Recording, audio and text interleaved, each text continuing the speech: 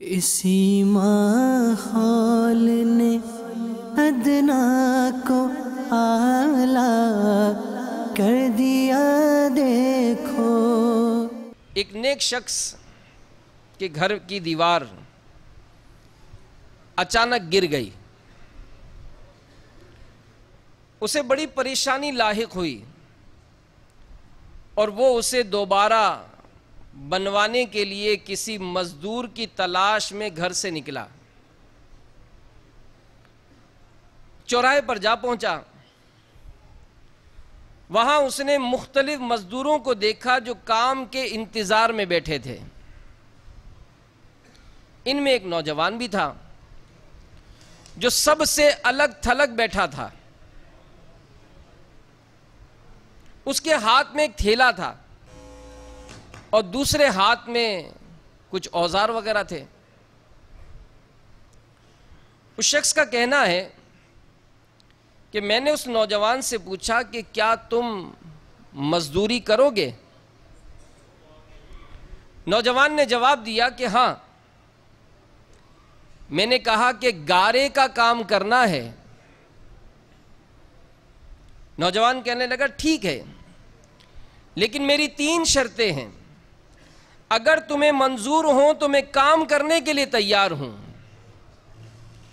پہلی شرط یہ ہے کہ تم میری مزدوری یہ پوری ادا کرو گے۔ دوسری شرط یہ ہے کہ مجھ سے میری طاقت اور صحت کے مطابق کام لوگے۔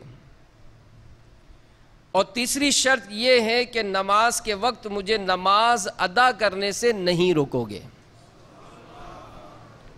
وہ شخص کہتا ہے کہ میں نے یہ 3 شرطیں قبول کر لی اور اسے ساتھ لے کر گھر آ گیا، جہاں میں نے اسے کام بتایا اور ضروری کام کرنے کے لیے میں باہر چلا گیا۔ جب میں شام کے وقت واپس آیا تو دیکھا کہ اس نے عام مزدوروں سے دگنا کام کر دیا تھا۔ میں نے بخوشی اس کی اجرت ادا کی، وہ چلا گیا۔ دوسرے دن میں اس نوجوان کی تلاش میں دوبارہ اس چوراہے پر گیا، لیکن وہ مجھے نظر نہیں آیا۔ میں نے دوسرے مزدوروں سے اس کے بارے میں دریافت کیا تو انہوں نے بتایا کہ وہ ہفتے میں صرف 1 دن مزدوری کرتا ہے۔ یہ سن کر میں سمجھ گیا کہ یہ کوئی عام مزدور نہیں بلکہ کوئی بڑا آدمی ہے۔ میں نے ان سے اس کا پتہ معلوم کیا اور اس جگہ پہنچا تو دیکھا کہ وہ نوجوان زمین پر لیٹا ہوا تھا اور اسے سخت بخار تھا۔ میں نے اس سے کہا کہ میرے بھائی، تو یہاں اجنبی ہے، تنہا ہے اور پھر بیمار بھی ہے۔ اگر تو پسند کر تو میرے ساتھ میرے گھر چلو اور مجھے اپنی خدمت کا موقع دو۔ اس نے انکار کیا، لیکن میرے مسلسل اصرار پر مان گیا، لیکن ایک شرط رکھی کہ وہ مجھ سے کھانے کی کوئی شے نہیں لے گا۔ میں نے اس کی یہ شرط منظور کر لی اور اسے اپنے گھر لے آیا۔ وہ 3 دن تک میرے گھر قیام پذیر رہا، لیکن اس نے نہ تو کسی چیز کا مطالبہ کیا نہ ہی کوئی چیز لے کر کھائی۔ چوتھے روز بخار کی شدت مزید بڑھ گئی تو اس نے مجھے اپنے پاس بلایا اور کہنے لگا کہ میرے بھائی، لگتا ہے کہ اب میرا آخری وقت قریب آ گیا ہے، لہذا جب میں مر جاؤں تو میری اس وصیت پر عمل کرنا کہ جب میری روح میں جسم سے نکل جائے میرے گلے میں رسی ڈالنا اور گھسیٹتے ہوئے باہر لے جانا، اپنے گھر کے ارد گرد چکر لگوانا اور یہ صدا دینا کہ لوگوں دیکھ لو، اپنے رب تعالیٰ کی نافرمانی کرنے والوں کا یہ حشر ہوتا ہے۔ شاید اس طرح میرا رب عز و جل مجھے معاف کر دے۔ جب تم مجھے غسل دے چکو تو مجھے انہی کپڑوں میں دفن کر دینا، پھر بغداد میں خلیفہ ہارون رشید کے پاس جانا اور یہ قرآن مجید اور انگوٹھی انہیں دینا، میرا یہ پیغام بھی دینا کہ اللہ عز و جل سے ڈرو کہیں ایسا نہ ہو کہ غفلت اور نشے کی حالت میں موت آ جائے اور بعد میں پچھتانا پڑے، لیکن پھر اس سے کچھ حاصل نہ ہوگا۔ وہ نوجوان یہ نصیحت کرنے کے بعد انتقال کر گیا۔ میں اس کی موت کے بعد کافی دیر تک آنسو بہاتا رہا، غم زدہ رہا۔ پھر نہ چاہتے ہوئے میں نے اس کی وصیت پوری کرنے کے لیے ایک رسی لی، اس کی گردن میں ڈالنے کا قصد کیا تو کمرے کے ایک کونے سے ندا آئی، اس کے گلے میں رسی مت ڈالنا، کیا اللہ عز و جل کے اولیاء سے ایسا سلوک کیا جاتا ہے؟ یہ آواز سن کر میرے بدن پر کپ کپی طاری ہو گئی۔ یہ سننے کے بعد میں نے اس کے پاؤں کو بوسہ دیا، اس کے کفن و دفن کا انتظام کرنے چلا گیا۔ اس کی تدفین کے بعد میں اس کا قرآن پاک اور انگوٹھی لے کر خلیفہ کے محل کی جانب روانہ ہو گیا۔ وہاں جا کر میں نے اس نوجوان کا واقعہ کاغذ پر لکھا۔ محل کے داروغہ سے اس سلسلے میں بات کرنا چاہی تو اس نے مجھے جھڑک دیا اور اندر جانے کی اجازت دینے کے بجائے اپنے پاس بٹھا لیا۔ آخر کار خلیفہ نے مجھے اپنے دربار میں طلب کیا اور کہنے لگا، کیا میں اتنا ظالم ہوں کہ مجھ سے براہ راست بات کرنے کے بجائے رقیہ کا سہارا لیا؟ میں نے عرض کیا، اللہ تعالیٰ آپ کا اقبال بلند کرے، میں کسی ظلم کی فریاد لے کر نہیں آیا بلکہ ایک پیغام لے کر حاضر ہوا ہوں۔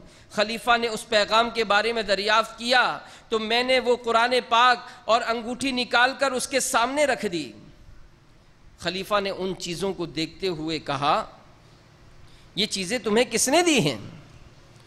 میں نے عرض کی، ایک غارہ بنانے والے مزدور نے۔ خلیفہ نے ان الفاظ کو 3 بار دہرایا، گارہ بنانے والا مزدور، گارہ بنانے والا مزدور، گارہ بنانے والا مزدور، اور رو پڑا۔ کافی دیر رونے کے بعد مجھ سے پوچھا کہ وہ گارہ بنانے والا اب کہاں ہے؟ میں نے جواب دیا کہ وہ مزدور فوت ہو چکا ہے۔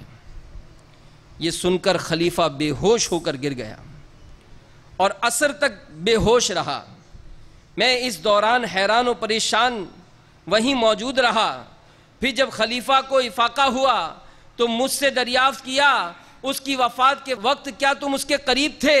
میں نے اس بات میں سر ہلا دیا۔ کہنے لگا، اس نے تمہیں کوئی وصیت بھی کی تھی؟ میں نے اس نوجوان کی وصیت بتائی، پیغام بھی دیا۔ اس نوجوان نے خلیفہ کے لیے جو چھوڑا تھا، جب خلیفہ نے ساری باتیں سنی مزید غمگین ہو گیا، اپنے سر سے عمامہ اتار دیا، اپنے کپڑے چاک کیے اور کہنے لگا، اے مجھے نصیحت کرنے والے، اے میرے زاہد و پارسا، اے میرے شفیق۔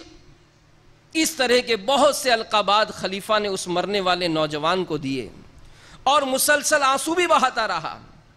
یہ سارا معاملہ دیکھ کر حیرانی و پریشانی میں میرے مزید اضافہ ہو گیا کہ خلیفہ ایک عام سے مزدور کے لیے اس قدر غمزدہ کیوں ہے؟ جب رات ہوئی تو خلیفہ نے مجھے اس کی قبر پر لے جانے کی خواہش ظاہر کی تو میں اس کے ساتھ ہو لیا۔ خلیفہ چادر میں منہ چھپائے میرے پیچھے پیچھے چلنے لگا۔ جب ہم قبرستان میں پہنچے میں نے ایک قبر کی طرف اشارہ کر کے کہا کہ علی جا، یہ اس نوجوان کی قبر ہے۔ خلیفہ اس کی قبر سے لپٹ کر رونے لگا۔ پھر کچھ دیر رونے کے بعد اس کی قبر کے سرہانے کھڑا ہو گیا اور مجھ سے کہنے لگا، یہ نوجوان میرا بیٹا تھا، میری آنکھوں کی ٹھنڈک، میرے جگر کا ٹکڑا تھا۔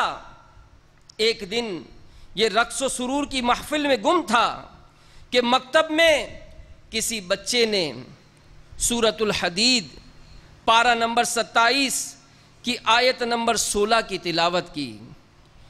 أَلَمْ يَأْنِ لِلَّذِينَ آمَنُوا أَن تَخْشَعَ قُلُوبُهُمْ لِذِكْرِ اللَّهِ، کیا ایمان والوں کو ابھی وہ وقت نہ آیا کہ ان کے دل جھک جائیں اللہ کی یاد کے لیے؟ جب اس نوجوان نے یہ آیت سنی تو اللہ تعالیٰ کے خوف سے تھر تھر کانپنے لگا، اس کی آنکھوں سے آنسوؤں کی جھڑی لگ گئی۔ یہ پکار پکار کر کہنے لگا کہ کیوں نہیں، کیوں نہیں، اور یہ کہتے ہوئے محل کے دروازے سے باہر نکل گیا۔ اس دن سے ہمیں اس کے بارے میں کوئی خبر نہ ملی، یہاں تک کہ آج تم نے اس کی وفات کی خبر دی ہے۔ اسی ماحول نے ادنا کو اعلیٰ کر دیا